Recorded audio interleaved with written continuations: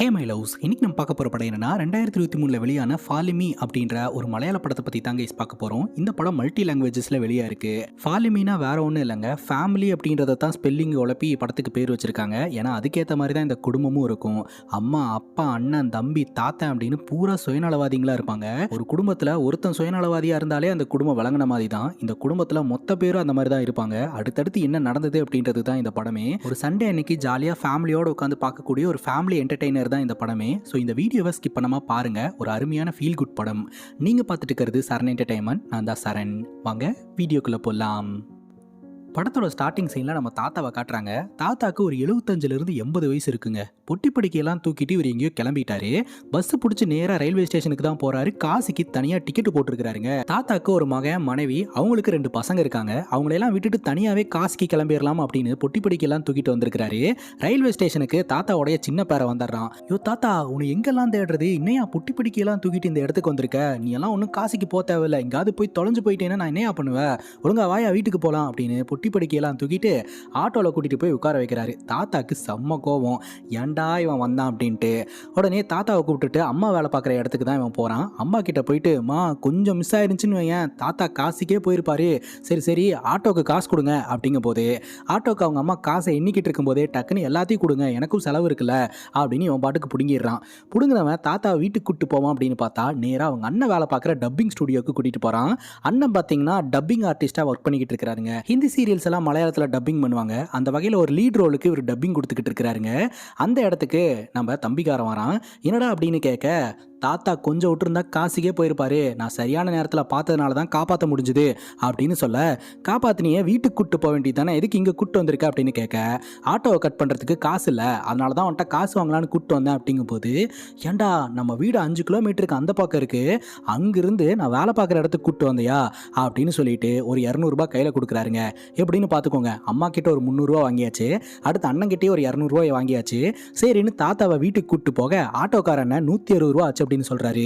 160 ரூபாயா, என்னண்ணா சொல்றீங்க அப்படின்ட்டு தாத்தா கிட்ட போயிட்டு, யோ தாத்தா காசு குடியா அப்படின்னு சொல்லி கேட்க, ஏன்ட்டெல்லாம் காசு இல்லடா போடா அப்படின்னு சொல்லிட்டு தாத்தா அங்கிருந்து நகர்ந்து போறாரு. காசி போறதுக்காக வச்சிருந்து இல்லையா, குடியா அப்படின்னு சொல்லி தாத்தா கிட்ட இருந்து புடுங்கி கொண்டு வந்து ஆட்டோக்காரன் 130 ரூபாய் கொடுத்து பேலன்ஸ் வச்சுக்கோங்கண்ணே அப்படின்ட்டு அதுல ஒரு 30 ரூபாய் ஆட்டையை போடுறான். தரமான ஃப்ராடா இருப்பான் போல கைஸ். தாத்தா வீட்டுக்குள்ள போனது கூட தெரியாம அப்பா வீட்டில் அப்படியே படுத்தபடி தூங்கிட்டு இருக்கிறாரு. அவங்க அப்பா எழுப்பி, இந்த வாட்டி ரயில்வே ஸ்டேஷன்ல வச்சு பிடிச்சேன், காசிக்கு டிக்கெட் வாங்கியிருக்கிறாரு, கொஞ்சம் விட்டுருந்தா காசிக்கே போயிருப்பாரு அப்படின்னு தம்பிக்காரன் சொல்ல, அப்பா ஒரு கேட்டகரியில் இருந்துகிட்டு இருக்கிறாருங்க. அவர் எந்த வேலை வெட்டிக்கும் போக மாட்டாரு. குடிச்சிட்டு அப்படியே வீட்டில் உட்காந்து டிவியை போட்டுட்டு வீட்டிலேயே தூங்கிட்டு இருப்பாருங்க. ட்ரெயின் டிக்கெட்டை பார்த்துட்டு, ஏண்டா இந்த ட்ரெயின் டிக்கெட்டை ரிட்டர்ன் பண்ணால் காசு கிடைக்கும் அப்படின்னு கேட்க, ட்ரெயின் இந்நேரம் காசுக்கே போயிருக்கும் அப்படின்ட்டு தம்பிக்காரன் கிளம்பி போயிடுறான். இவங்களுக்கு சொந்தமாக ஒரு ப்ரெஸ் கம்பெனி இருந்திருக்குங்க. இவங்க அப்பா குடிச்சிட்டு சரியாக நிர்வகிக்காதனால அந்த ப்ரெஸ் கம்பெனி மூடப்பட்ட நிலமையில இருக்குது. அடிக்கடி அங்கே தான் போய் உட்காந்துப்பாரு, சரக்க போடுவார், தூங்குவார். ஸோ பொறுப்பே இல்லாத ஒரு ஆளாக தாங்க அப்பா இருந்துகிட்டு இருக்கிறாரு. அங்கே கட் பண்ணா தம்பிக்காரன் யூகே போகிறதுக்காக ஸ்டடீஸில் கவனம் செலுத்திக்கிட்டு இருக்கிறான். இவன் யூகே போகணுன்னு ஆசைப்படுறதுக்கான காரணம் ஒரு பொண்ணு தான். அந்த பொண்ணை லவ் பண்ணிக்கிட்டு இருக்கான். ஆனால் அந்த பொண்ணு ஸ்டேட்டஸில் ரொம்ப பெரிய ஆளாக இருந்துக்கிட்டு இருக்கு. அந்த பொண்ணுக்கு வீட்டில் செலவு பண்ணி அனுப்பி வைக்கிறதுக்கெல்லாம் ஆள் இருக்காங்க. நம்ம தம்பிக்கு அப்படியெல்லாம் யாரும் கிடையாதுல்ல. அந்த பொண்ணு இன்டெரக்டாக சொல்லிடுது, எனக்கு நீ இல்லைனா இன்னொரு ஆள் அப்படின்ட்டு. ரொம்ப மன உளைச்சலோட வீட்டில் வந்து படுத்து கிடக்கிறான். அண்ணனும் பார்த்தீங்கன்னா ஹிந்தி சீரியலுக்கு டப்பிங்லாம் கொடுத்துட்டு ரொம்ப டயர்டாக வந்து படுத்து கிடக்கிறாரு. இப்போ தாத்தா பார்த்தீங்கன்னா ஜன்னலை ஓப்பன் பண்ணால் பக்கத்து வீட்டில் ஒரு தாத்தா இருக்கிறாரு, வீல் சேரில் உட்காந்துக்கிட்டு இருப்பாரு. அவரும் நம்ம தாத்தாவும் ஃப்ரெண்டுங்க.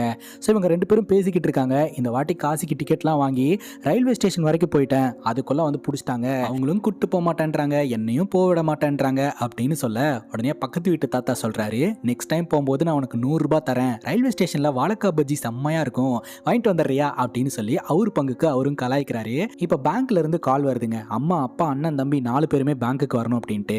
4 பேருமே லோன் வாங்கி வச்சிருக்காங்க. தம்பி எஜுகேஷன் லோனு, அண்ணன் பர்சனல் லோனு, அம்மா ஒர்க் லோனு, அப்பா விவசாய கடன் அப்படின்ட்டு லோனை வாங்கினீங்களே தவிர அடைக்கவே கிடையாது. சரி, இந்த பிரச்சனையை சால்வ் பண்ணுறதுக்கு நானே ஒரு சொல்யூஷன் தரேன், நீங்கள் ஓன் பண்ணியிருக்கிற அந்த ப்ரெஸ்ஸை வந்து விற்றுருங்க, அதன் மூலமாக வர பணத்தை வச்சு இந்த கடனெல்லாம் அடைச்சிடலாம் அப்படின்னு சொல்ல, அப்பா வந்து ஒத்துக்க மாட்டேன்றாரு. எப்படி கடன் அடைக்கணும்னு எனக்கு தெரியும், நான் பார்த்துக்கிறேன், அதெல்லாம் விற்க முடியாது அப்படின்ட்டு எழுந்து போயிடுறாருங்க. நம்ம அண்ணங்காரனுக்கு ரொம்ப நாளாக பொண்ணு பார்த்துக்கிட்டு இருக்காங்க. இது வரைக்கும் 15 பொண்ணுங்களை பார்த்துருக்காங்க. ஒவ்வொரு காரணத்தை சொல்லி ரிஜெக்ட் ஆகிருக்குதுங்க. அதாவது பொண்ணுங்க இவரை ரிஜெக்ட் பண்ணியிருக்காங்க. இப்போ பக்கத்து வீட்டு ஆண்டி பார்த்தீங்கன்னா இந்த மாதிரி அநேகான்ற பொண்ணு பொண்ணு ஓகே ஆகிற மாதிரி இருக்குது அப்படின்னு சொல்ல கரெக்டாக அண்ணங்காரன் அந்த இடத்துக்கு வந்து அது எப்படி ஓகே ஆகும், எல்லாம் பேசி முடிச்சதுக்கப்புறம் அவங்க சைட்லேருந்து எந்த ஒரு ரெஸ்பான்ஸும் இல்லை.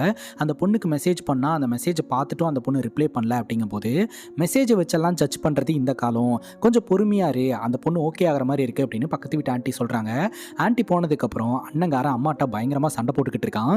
ஏமா இந்த மாதிரிலாம் பண்ணிட்டு இருக்கீங்க, 15 பொண்ணுங்களை பார்த்தோம், 15 பொண்ணுங்களும் ஏதோ ஒரு காரணத்தை சொல்லி என்னை ரிஜெக்ட் பண்ணிருச்சு, இந்த பொண்ணும் ரெஸ்பான்ஸ் பண்ணல, பக்கத்து வீட்டு ஆண்டி பேச்சை கேட்டு என்னை டார்ச்சர் பண்ணாதீங்க அப்படின்னு பேசிக்கிட்டு இருக்கும்போதே ஆண்டி கரெக்டாக உள்ளே வந்து டீ கோவப்படாதரா, அந்த பொண்ணோடைய குடும்பம் கொஞ்சம் டைம் எடுத்துக்கிட்டாங்க, அவங்களே வந்து பேசுவாங்க அப்படின்ற மாதிரி சொல்லிட்டு அங்கேருந்து போக இப்போ அண்ணங்காரன் ட்ரெஸ் சேஞ்ச் பண்ணுறதுக்காக ரூமுக்கு போகிறான். தம்பி போயிட்டு அண்ணா உன்ட்ட ஒன்று சொல்லணும் அப்படின்னு சொல்ல என்ன அப்படின்னு கேட்க அம்மாவோட ஷேரை வச்சு தான் நான் யூகே போகலான்ற பிளானில் இருக்கிறேன், நீ எதுவும் பிரச்சனை பண்ண மாட்டல அப்படிங்கும்போது அதெல்லாம் பண்ண மாட்டேன் அப்படின்னு சொல்ல இன்னொன்னும் கேட்கணும்னா 15 பொண்ணுங்க ஒன்று ரிஜெக்ட் பண்ணியிருக்காங்கன்னா நீ என்ன கேயானா அப்படின்னு சொல்லி கேட்க அண்ணங்காரன் அப்படியே ஷாக்கிங்காக பார்த்துக்கிட்டு இருக்கிறான். என்னடா என்ன இப்படி நினச்சிட்டே அப்படின்ட்டு. அப்புறம் வழக்கம் போல் டப்பிங் ஸ்டுடியோவில் போய் டப்பிங் கொடுத்துக்கிட்டு இருக்கும்போதே கரெக்டாக அனேகா அப்படின்ற அந்த பொண்ணுக்கிட்ட இருந்து ரிப்ளை வருதுங்க. முதல்ல எனக்கு விருப்பம் இல்லைங்க, அதனால தான் நான் ரிப்ளை பண்ணாமல் இருந்தேன், இப்போ எனக்கு உங்களை ரொம்ப பிடிச்சிருக்குங்க அப்படின்னு சொல்லி மெசேஜ் பண்ணேன். நம்ம தலைவனுக்கு ஒரே கொண்டாட்டம், அப்படியே கொஞ்சம் சீனை போட்டு அப்படியே ஜாலியாக மெசேஜ் பண்ண ஆரம்பிக்கிறாரு, ஃபோன் பேச ஆரம்பிக்கிறாரு. 2 குடும்பத்தில் இருக்கிறவங்களும் பேசி எல்லாமே ஓகே ஆயிடுது. அதுக்கப்புறம் அந்த பொண்ணு வேலை பார்க்குற ஸ்கூலுக்கு பக்கத்தில் ஒரு வேலையாக வந்தங்க அப்படின்னு பொய் சொல்லி வேணுனே மீட் பண்ணுறதுக்காக போகிறாரு, பேச ஆரம்பிக்கிறாரு. ஸோ கல்யாணத்துக்கு முன்னாடியே பார்த்தீங்கன்னா நல்லாவே அட்டாச்மெண்ட் ஆயிடுறாருங்க, தினமும் ஃபோன் பேசுறது மெசேஜ் பண்ணுறது அப்படின்னு சொல்லிட்டு. இப்போ தான் அண்ணங்காரனுடைய முகத்தில் கொஞ்சம் சிரிப்பையே பார்க்க முடியுது. வழக்கம் போல் அண்ணன் ஸ்டுடியோவில் டப்பிங்கை முடிச்சுட்டு பிரேக்குக்கு சவுண்ட் இன்ஜினியர் கூட சாப்பிட்லான்னு வெளியே கிளம்ப ஹிட்மேன் கேப் போட்டு ஒரு மர்ம நபர் அண்ணங்காரனை குருன்னு பார்த்துக்கிட்டே இருக்கிறான், ஃபாலோ பண்ணிகிட்டே வரான். அண்ணங்கிட்ட ஏதோ ஒரு விஷயத்த சொல்ல வரான், அப்போ கரெக்டாக ஆக்சிடென்ட் ஆகி கீழே விழுந்துடுறான். இவன் ஏதோ ஒன்று சொல்ல வந்த மாதிரி இருந்ததே அப்படின்னு அண்ணன் சொல்ல சவுண்ட் இன்ஜினியர் என்னென்னு போய் கேட்பமா அப்படின்னு கேட்க அதெல்லாம் ஒன்றும் வேண்டாம் சாப்பிட போகலாம் அப்படின்ட்டு 2 பேரும் கிளம்பி போயிடுறாங்க. அந்த ஹிட்மேன் கேப் போட்ட மர்ம நபர் யாருன்னு இப்போதைக்கு நமக்கு தெரியலங்க. அது மட்டும் இல்லாமல் இப்போ என்கேஜ்மெண்ட் ஃபங்க்ஷனுக்காக எல்லோரும் ஒன்றா சேர்ந்து காரில் கிளம்புறாங்க. காரில் போகும்போதே பார்த்தீங்கன்னா அப்பா ஒரு அட்ரஸை சொல்கிறாரு, அண்ணன் ஒரு அட்ரஸ் சொல்கிறாரு, டிரைவர் கன்ஃபியூஸ் ஆகி ஒரு இடத்துல போய் நின்றுறாரு. ஸோ இந்த பஞ்சாயத்தெல்லாம் முடிச்சுட்டு ஃபைனலி என்கேஜ்மெண்ட் நடக்கிற இடத்துக்கும் போகிறாங்க.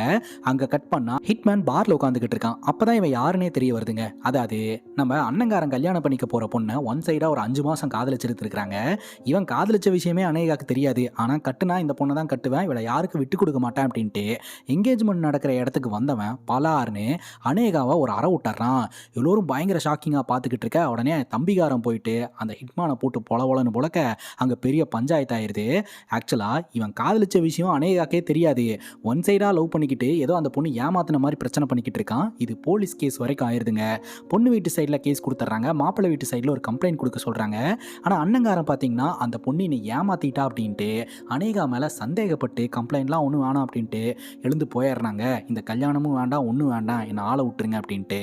எப்படின்னு பார்த்துக்கங்க, கல்யாணத்துக்கு முன்னாடியே இவங்க 2 பேரும் மெசேஜ் பண்ணியிருக்காங்க, ஃபோனில் பேசியிருக்காங்க, 2 பேருக்குள்ள ஒரு நல்ல அண்டர்ஸ்டாண்டிங் இருந்திருக்கு. இவ்வளோ தூரம் நடந்துமே பார்த்தீங்கன்னா அநேகா மேலே சந்தேகப்பட்டுட்டு எனக்கு கல்யாணம் வேண்டாம் அப்படின்ற மாதிரி வீட்டில் போய் கதவை லாக் பண்ணிக்கிறாருங்க. ஏதாவது பண்ணிப்பானோ அப்படின்னு பயந்து எல்லோருமே வந்து கதவை தட்டிக்கிட்டு இருக்காங்க. பார்த்தா உள்ள ட்ரெஸ் சேஞ்ச் தான் பண்ணிக்கிட்டு இருந்திருக்கிறாரு, எதுவுமே பண்ணிக்கல, என்னை ஆளை விட்டுருங்க அப்படின்ற மாதிரி சொல்லி இந்த கல்யாணத்தை நிப்பாட்டிடுறாருங்க. இது அநேகாவோட வீட்டு சைடில் ஒரு பெரிய ஏமாற்றத்தை கிரியேட் பண்ணுது.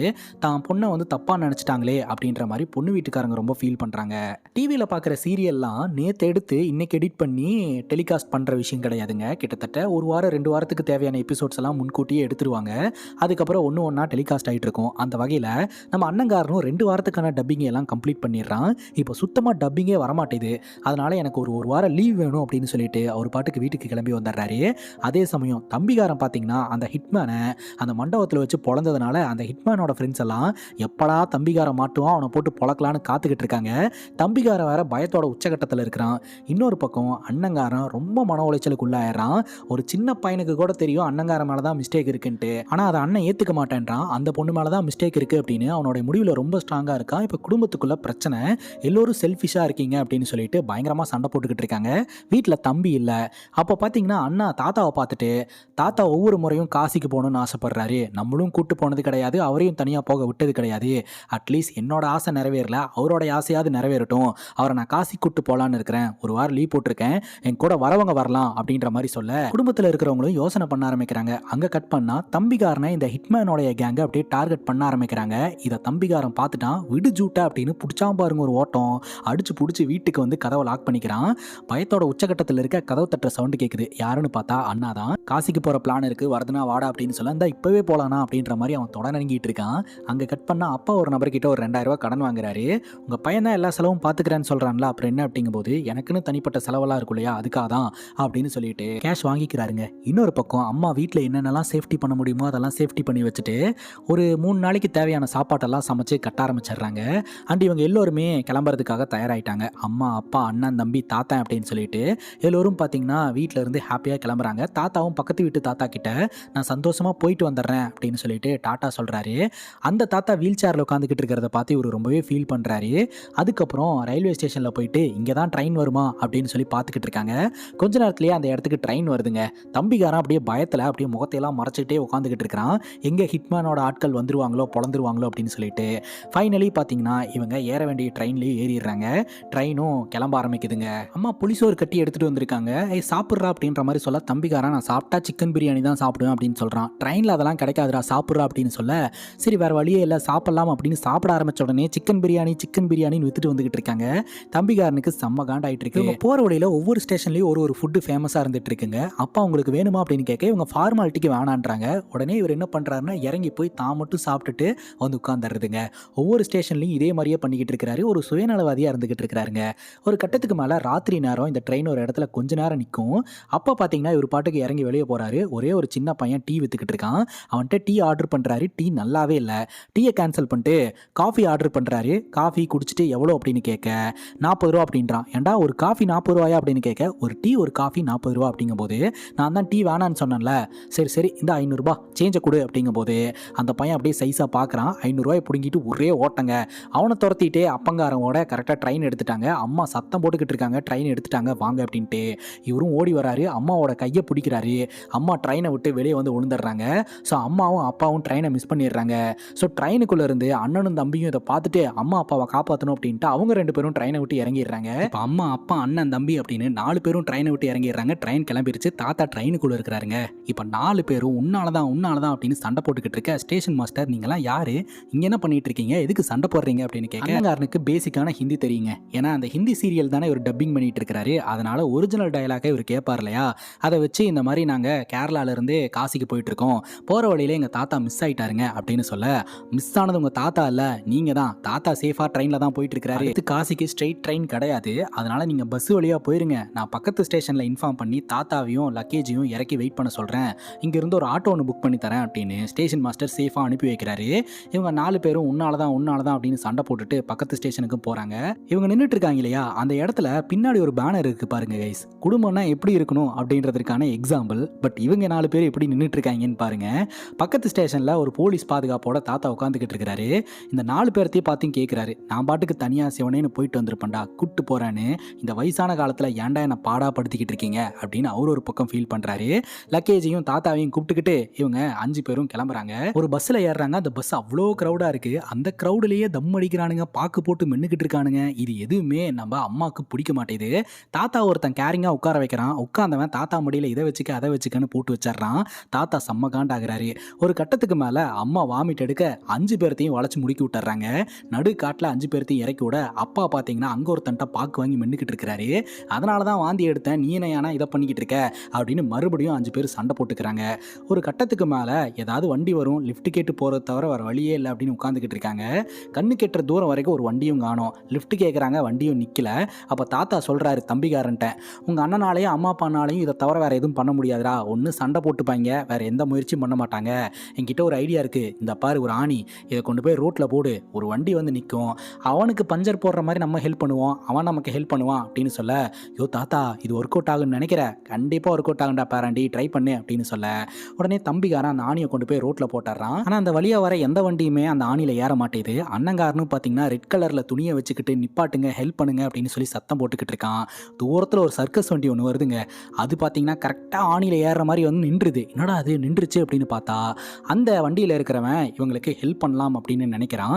ரொம்ப நன்றிங்க அப்படின்னு அண்ணங்காரன் சொல்ல, நன்றியெல்லாம் ஒன்றும் வேண்டாம், ஆளுக்கு 500 ரூபாய் எனக்கு கொடுத்துருங்க, ரேட்டெல்லாம் குறைக்க முடியாது, சீனியர் சிட்டிசனுக்கும் குறைக்க முடியாது, ஓகேனா உங்களை கொண்டு போய் காசிலேயே விட்டுறேன் அப்படின்னு சொல்கிறான்.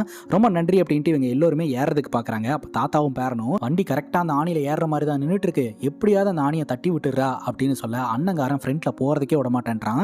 ஏறுங்க ஏறுங்க அப்படின்னு சொல்லிக்கிட்டு இருக்க. சரி ஏறுவோம், எப்படியும் இறங்கத்தானே போகிறோம் அப்படின்ட்டு வண்டியில் ஏறிக்கிறாங்க. ஆனால் இந்த சர்க்கஸ்காரன் ஒரு ஃப்ராடு போலங்க. ஆணி இருக்கிறதையும் அவன் பார்த்துருப்பான் போல. அலேக்கா ஸ்டேரிங்கை திருப்பி அந்த ஆணியில் ஏற்றாமல் வண்டி ஓட்டிட்டு போகிறான். தம்பிகாரன் தாத்தாட்ட சொல்கிறான், யோ தாத்தா இவன் என்னையா சரியாக ஓட்டுறான், எனக்கு என்னமோ தப்பாக இருக்கியா அப்படின்னு சொல்லிட்டு திரும்பி பார்க்க ஒரு மினி டோரு அந்த ஆணியில் ஏறி ஆக்சிடென்ட் ஆகுதுங்க. இவங்க 5 பேரும் இந்த சர்க்கஸ்காரன் கூட ட்ராவல் பண்ணிட்டு இருக்காங்க இல்லையா, அப்போ தான் இந்த சர்க்கஸ்காரன் யாருன்னு நமக்கு தெரிய வருது. ஆக்சுவலாக இவன் போலீஸ்காரங்கனால தேடப்பட்டு இருக்கிற ஒரு குற்றவாளி. இந்த வண்டியில் என்னத்தையோ வச்சு கடத்திக்கிட்டு இருக்கிறான். இவன் தப்பிக்கணும் அப்படின்றதுக்காக தான் இந்த ஃபேமிலியை வண்டியில் ஏற்றி இருக்கிறான். செக் போஸ்ட்டில் நாங்கள்லாம் ஒரு ஃபேமிலி அப்படின்னு காட்டிக்கிறதுக்காக தூரத்தில் ஒரு செக் போஸ்ட் இருக்கு, அங்கே தெரிஞ்ச போலீஸ்கார் தான் இருப்பாரு, அவர்லாம் ஒன்றும் சொல்ல மாட்டாரு அப்படின்ட்டு இந்த கிரிமினல் வண்டி ஓட்டிட்டு போயிட்டு இருக்கான். இதுவே ஒரு சர்க்கஸ் வண்டி, இதில் என்னத்த போலீஸ்காரங்க செக் பண்ண போறாங்க அப்படின்ட்டு அண்ணங்காரனும் ஜாலியாக வந்துகிட்டு இருக்க. செக் போஸ்ட்டில் போலீஸ் ஆஃபீஸர் இந்த கிரிமினலை பார்த்துட்டு இவங்கெல்லாம் யாரு அப்படின்னு சொல்லி கேட்க, இவங்கெல்லாம் என்னோட ஃபேமிலி தான் சார் அப்படின்னு சொல்கிறான். ஏன்டா இவங்கெல்லாம் பார்த்தா மதராசி மாதிரி இருக்காங்க, உன் ஃபேமிலியா, டோர் ஓப்பன் பண்ணு அப்படின்னு சொன்ன உடனே இந்த கிரிமினல் வண்டியை ஸ்டார்ட் பண்ணி செக் போஸ்ட்டை உடச்சிட்டு ரொம்ப வேகமாக வண்டி ஓட்ட ஆரம்பிச்சிடறான். அம்மா பயத்தோட உச்சகட்டத்துக்கு போயிடுறாங்க. ஐயா சாமி வண்டியை நிப்பாட்டுப்பா, கழுத்தில் கையில் கிடக்கிறது எல்லாத்தையும் கழட்டி கொடுத்துட்றேன் அப்படின்னு சொல்ல, நீ ஏமா இந்த மாதிரி பேசிக்கிட்டு இருக்க, அதெல்லாம் உள்ள வைமா அப்படின்னு சொல்லிட்டு இந்த கிரிமினலை வண்டியை நிப்பாட்டா அப்படின்னு சொல்லி பயங்கரமாக கத்த ஆரம்பிக்கிறாங்க. நடு காட்டில் போய் வண்டியை நிப்பாட்டி இறங்குங்கடா மொத்த பேரும் அப்படின்னு சொல்லி மொத்த பேர்த்தையும் இறக்கி விட்டு லக்கேஜ் எல்லாம் தூக்கி போட்டுறான். ஏன்டா ஆணியை வச்சே நிப்பாட்ட பார்க்குறீங்க அப்படின்னு சொல்லி பாதி வழியிலேயே இறக்கி விட்டுட்டு இவன் அந்த இடத்துலேருந்து கிளம்பி போயிடுறான். அப்போ தான் இவங்க 5 பேர்த்துக்கும் தெரிய வருது, இவன் ஒரு கிரிமினலு, அவன் தப்பிக்கிறதுக்காக தான் இவங்க 5 பேர்த்தையும் வண்டியில் ஏற்றிருக்கிறான், அதுவும் ஒர்க் அவுட் ஆகாதனால இவங்களை இறக்கி விட்டுட்டான் அப்படின்ட்டு. அண்ணங்காரன் சொல்கிறான், 10,000 ரூபா பட்ஜெட்டில் காசி போயிட்டு வந்துடலாம் அப்படின்னு பிளான் பண்ணியிருந்தேன், ஆனால் இப்போ வரைக்கும் 30,000 ரூபாய் இருக்குது அப்படின்ட்டு நடக்கிறாங்க. ஃபைனலி ஒரு வண்டி கிடைக்குது, அந்த வண்டியில் ட்ராவல் பண்ண ஆரம்பிக்கிறாங்க. அப்போ தாங்க அப்பாவுக்கு ஒரு ஃபோன் கால் வருது. பக்கத்து வீட்டில் ஒரு தாத்தா வீல் சேரில் உட்காந்துக்கிட்டு இருந்தார் இல்லையா, நம்ம தாத்தாவோடைய ஃப்ரெண்டு, அவரு பார்த்தீங்கன்னா இறந்து போயிட்டாரு அப்படின்ற ஒரு தகவல். அந்த தகவலை கேட்டு நம்ம தாத்தா ரொம்பவே ஃபீல் பண்ணி அழுவ ஆரம்பிக்கிறாரு. இப்போ நாங்கள்லாம் காசிக்கு போயிட்டுருக்கோம், போயிட்டு வந்து பார்க்குறோம் அப்படின்ற மாதிரி அப்பா சொல்லிடுறாருங்க. ஃபைனலி பார்த்தீங்கன்னா இவங்க காசியும் ரீச் பண்ணுறாங்க. காசியில் ஒரு ரூம் ஒன்று புக் பண்ணி இவங்க 5 பேரும் போய் ரூமில் தங்குறாங்க. அடுத்த நாள் காலையில் எழுந்திரிச்சு பார்த்தா நம்ம தாத்தாவை காணுங்க. இவங்க 4 பேர் ரிசப்ஷனில் வந்து, ஏங்க எங்கள் தாத்தாவை பார்த்தீங்களா அப்படின்னு சொல்லி கேட்க, ரிசப்ஷனில் இருக்கிறவரு சொல்கிறாரு, ஒரு சாமியார் நிறைய தாடி வச்சிருப்பாரு, அந்த சாமியார் கூட சேர்ந்து உங்கள் தாத்தா போனாருங்க அப்படின்னு சொல்ல, நம்ம அம்மாவுக்கு ஒன்றும் புரியல, என்னடா அந்த ஆள் சொல்கிறாரு அப்படின்னு கேட்க, நம்ம தாத்தா ஏதோ சாமியார் கூட போயிட்டாராமாமா அப்படின்னு சொல்லிட்டு தெருவா தாத்தாவை தேடி அலைய ஆரம்பிக்கிறாங்க. தாத்தா எங்கே போனார் என்ன ஆனாருன்னு இவங்க 4 பேர்த்துக்கும் தெரியலங்க. செக் போஸ்ட் டியூட்டியில் ஒரு போலீஸ் ஆஃபீஸர் இருந்தார் இல்லையா, அவர் இந்த வண்டியில் இந்த 4 பேர்த்தையுமே பார்த்துருக்கிறார் இல்லையா, நில்லுங்கடா அப்படின்னு சொல்லி உடனடியாக ஸ்டேஷனுக்கு கூப்பிட்டு போக, அப்போ ஸ்டேஷனில் இருக்கக்கூடிய இன்ஸ்பெக்டர் இவங்க 4 பேர்த்தையுமே கேள்வி கேட்குறாங்க. அந்த கிரிமினல் கூட உங்களுக்கு என்ன வேலை, இப்போ அந்த கிரிமினல் எங்கே அப்படின்ட்டு. எங்க எங்களுக்கும் அந்த கிரிமினலுக்கும் எந்த சம்மந்தம் இல்லைங்க, தாத்தாக்காக காசிக்கு வந்தோம், இப்போ தாத்தாவை காணோம் அப்படின்னு சொல்கிறாங்க. ஓ தாத்தாவை இங்கே கொண்டாந்து விட்டுட்டு கிளம்பிடலான்னு பிளான் பண்ணியிருக்கீங்களா அப்படின்னு சொல்ல, அப்படியெல்லாம் இல்லைங்க அப்படிங்கும்போது இருக்கிற போலீஸ் ஆஃபீஸர் இவங்களை பார்த்தா ஒரு ஃபேமிலி மாதிரியே தெரில மேடம் அப்படின்னு சொல்ல, ஐடி கார்டு கேட்டால் ஐடி கார்டெல்லாம் ஹோட்டலில் இருக்குன்னு சொல்கிறாங்க. கிரிமினல் கூட ட்ராவல் பண்ணியிருக்கிறீங்க, தாத்தாவை காரணம் காட்டுறீங்க, தாத்தா இல்லைன்னு சொல்கிறீங்க, எதை நம்புறது, உங்ககிட்ட ஒரு ஐடி கார்டு கூட இல்லை அப்படின்ற மாதிரி சொல்ல, சரி ஓகே இவர் தானே உங்கள் அப்பா, உங்கள் மகனுக்கு கால் பண்ணுங்க அப்படிங்கும்போது அப்பா ஃபோனில் இருந்து மகனுக்கு கால் பண்ணால் நம்பர் தான் வருது. எந்த மகன் அப்பாவோடைய நம்பரை சேவ் பண்ணாமல் வச்சுருப்பான், இதை வச்சே தெரியுது நீங்கள் ஒரு ஃபேமிலியே கிடையாது அப்படின்னு இன்ஸ்பெக்டர் சொல்கிறாங்க. பட் இவங்களுக்குள்ள பிரச்சனை இருக்குது அப்படின்றதே வெளியே தெரியாது இல்லையா. நான் ஒரு மீட்டிங்காக போகிறேன், வந்து 3rd டிகிரியில் ட்ரீட்மெண்ட் கொடுக்குறேன், அப்போ வந்து நீங்கள் யாருன்னு தெரியும் அப்படின்னு சொல்ல, மறுபடியும் இவங்க 4 பேர் சண்டை போட்டுக்கிறாங்க.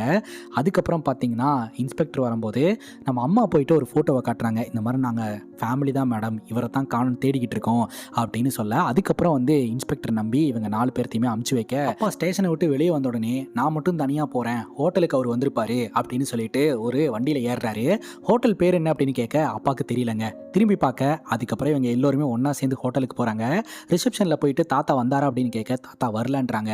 சரின்னு தெருவா இவங்க தேடி அலைய ஆரம்பிக்கிறாங்க. அங்கே பார்த்தீங்கன்னா மைக்கில் சில பஜனைகள்லாம் பாடிக்கிட்டு இருக்காங்க. அவங்க கிட்ட ஹெல்ப் கேட்டு நம்ம அண்ணங்காரன் அனௌன்ஸ்மெண்ட் பண்ணுறான், இந்த மாதிரி ஜனார்த்தன் அப்படின்ற எங்களுடைய தாத்தா வந்து மிஸ் ஆகிட்டாரு, யாராவது பார்த்தீங்கன்னா 576வது நம்பரு பில்லர் கிட்ட கூட்டு வாங்க, நாங்கள் அங்கே வெயிட் பண்ணிட்டு இருக்கோம் தாத்தா, உங்களுக்காக நாங்கள் காத்துக்கிட்டு இருக்கோம், இதை நீங்கள் கேட்டிங்கன்னா தயவு செஞ்சு வந்துருங்க அப்படின்ற மாதிரி சொல்லிட்டு பல தடவை அனௌன்ஸ்மெண்ட் பண்ணுறாங்க. வெயிட் பண்ணுறாங்க, தாத்தா வந்த பாடே இல்லைங்க. ஆனால் இந்த இடத்துக்கு ஒரு நபர் வந்து அண்ணங்காரன்ட்ட பேச்சு கொடுக்க ஆரம்பிக்கிறாரு. உங்கள் குரலை நான் எங்கேயோ கேட்ட மாதிரி இருக்கே அப்படின்ட்டு. நான் ஒரு சீரியல் டப்பிங் ஆர்டிஸ்ட்டுங்க அப்படின்னு சொல்ல, இப்போ தான் புரியுது, அந்த சீரியலை நான் உங்களுடைய வாய்ஸில் தான் கேட்பேன், நீங்கள் ரொம்ப சோகத்தில் இருக்கீங்கன்னு புரியுது, ஒன்றும் பிரச்சனை இல்லை, உங்கள் தாத்தாவை கண்டுபிடிச்சிடலாம் அப்படின்ட்டு அவர் ஒரு சில விஷயங்களை சொல்ல ஆரம்பிக்கிறாருங்க. பொதுவாக காசிக்கு சாமி கும்பிட்றதுக்காக மட்டும் வரமாட்டாங்க, சில பேர் மோட்சம் வாங்குறதுக்காக வருவாங்க, சில பேர் இங்கே வந்து தற்கொலை பண்ணிக்கணும்னு நினைப்பாங்க, ஏன்னா கடவுள்கிட்ட போகலாம் அப்படின்ற நம்பிக்கையில். அது மட்டும் இல்லாமல் குடும்பத்தினால கைவிடப்பட்ட வயசானவங்க கடைசி காலத்தை இங்கே வந்து வாழலாம் அப்படின்ட்டு இங்கே வந்து வாழுவாங்க. இங்கே வாழ்கிறது ரொம்ப ஈஸி, செலவு ரொம்ப கம்மி. சில பேர் வந்து குடும்பத்தினால துரத்தி அடிக்கப்பட்டு கூட இங்கே வருவாங்க. வருஷத்துக்கு 30 கேஸ் இந்த இடத்துக்கு வரும். சில பேர் வந்து ஒரு இடத்துல தங்கியிருப்பாங்க, அங்கே போய் செக் பண்ணி பார்க்கலாம் அப்படின்ட்டு அங்கே போய் பார்த்தா கேரளாவிலேருந்து ஜனார்த்தன் ஒரு நபர் இங்கே வந்திருக்காருன்னு தெரிய வருது. ஃபஸ்ட்டு நான் போய் பார்த்துட்டு வந்துடுறேன், நீங்கள்லாம் வெயிட் பண்ணுங்க அப்படின்ட்டு அந்த ஒரு நபர் மட்டும் போகிறாரு. போனால் ஜனார்த்தன் ஒரு தாத்தா இருக்கிறாரு. அந்த தாத்தா பார்த்தீங்கன்னா நம்ம தாத்தா கிடையாது, ஆனால் அவரும் பார்த்தீங்கன்னா வீட்டில் கோச்சிட்டு இங்கே வந்துட்டார். என்னைக்காக இருந்தாலும் தான் குடும்பம் வந்து கூட்டு போயிடும் அப்படின்ற ஏக்கத்தோடு இருக்க, இவரும் பார்த்தீங்கன்னா இந்த மாதிரி உங்கள் குடும்பம் கீழே வெயிட் பண்ணிட்டு இருக்கு வாங்கன்னு சொல்லி கூட்டிகிட்டு வராருங்க. அவரும் ரொம்ப ஹாப்பியாக வராரு. வந்து பார்த்தா இவங்க 4 பேரும் அப்படியே நார்மலாக நின்றுட்டு இருக்காங்க. தாத்தா வந்துட்டாரு, உங்கள் முகத்தில் சந்தோஷமே இல்லை அப்படிங்கும்போது இவர் எங்கள் தாத்தாவே இல்லை அப்படின்ற மாதிரி இவங்க 4 பேரும் சொல்ல, அந்த தாத்தாவும் பார்த்தீங்கன்னா ரொம்ப மனவேதனையோடு உள்ளே போகிறாருங்க.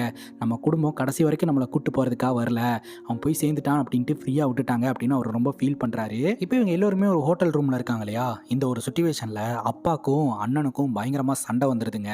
எல்லாம் உன்னாலதாயா அப்படின்னு சொல்லி அவங்க அப்பாவை பிடிச்சி திட்டுறான். நான் என்னடா பண்ணேன் அப்படின்னு சொல்லி கேட்க, வேலை வெட்டிக்கு போகாமல் குடிச்சிட்டு டிவியை போட்டுக்கிட்டு எப்போ பார்த்தாலும் வீட்லேயே உட்காந்துக்கிட்டு இருக்க, அம்மா இன்னமும் வேற ஒரு ப்ரெஸ்ஸில் போய் வேலை பார்த்து குடும்பத்தை ரன் பண்ணிட்டு இருக்காங்க, அத்தை கூட உன்னால் பண்ண முடியல, அம்மா வேற ஒரு ப்ரெஸ்ஸில் போய் வேலை பார்க்கறதுக்கான காரணமும் நீதானையா, நம்ம ப்ரெஸ்ஸை ஷட் டவுன் பண்ண வச்சதும் சரியாக நிர்வகிக்காமல் குடிச்சிட்டு அப்படின்னு சொல்லி திட்டுறாரு.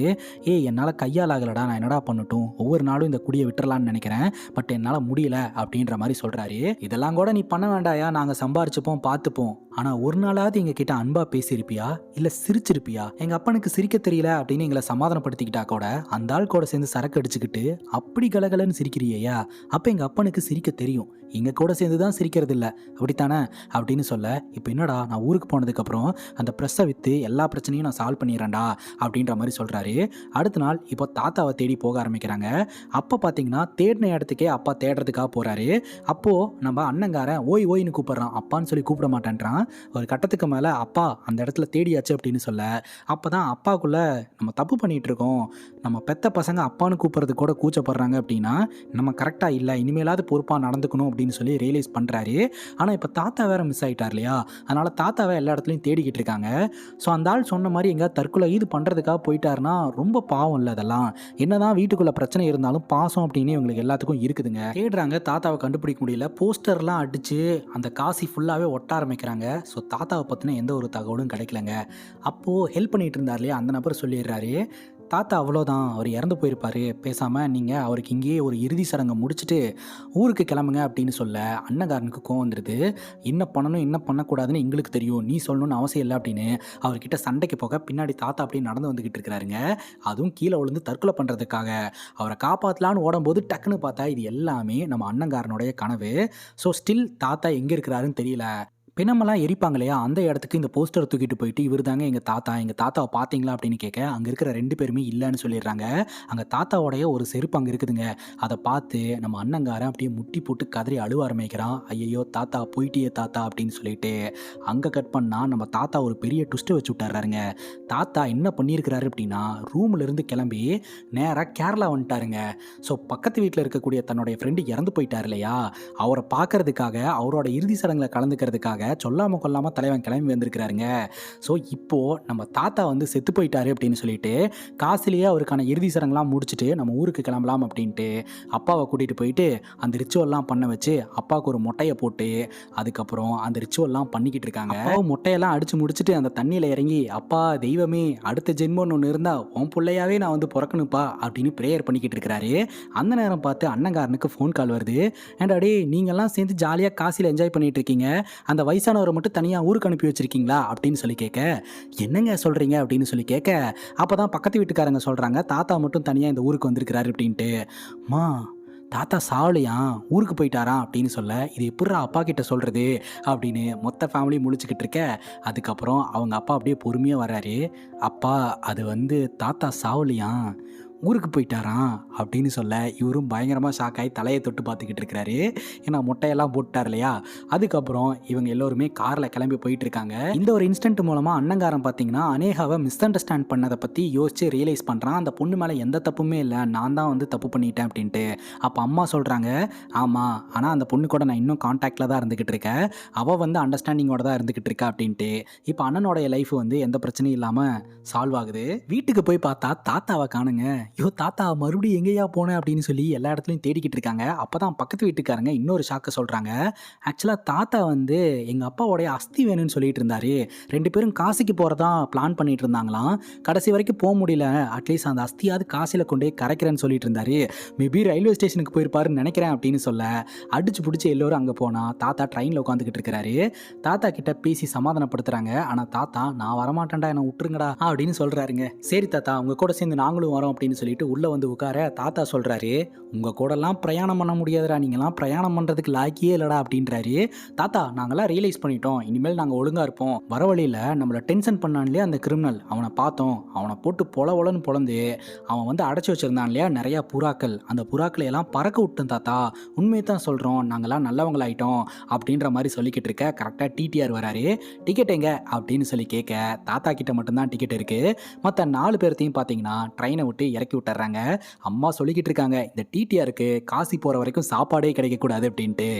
ட்ரெயினை விட்டு இறங்கினதுக்கப்புறம் இவங்க 4 பேருமே ரியலைஸ் பண்ணுறாங்க, நம்ம குடும்பத்தில் கரெக்டாக இருக்கிற ஒரே ஒரு ஆள் நம்ம தாத்தா மட்டும்தான் அப்படின்ட்டு. அது மட்டும் இல்லாமல் இவங்க 4 பேர்த்துக்கும் ஒரு டவுட் வருது, சரண் என்டர்டெயின்மெண்ட்டை நம்ம இன்னும் சப்ஸ்கிரைப் பண்ணலையோ அப்படின்ட்டு. ஸோ சப்ஸ்கிரைப் பண்ணிடுங்க, மறக்காமல் பண்ணிடுங்க. இதே மாதிரி இன்னொரு வீடியோவில் வந்து சந்திக்கிறேன். Love you guys, take care and cheers.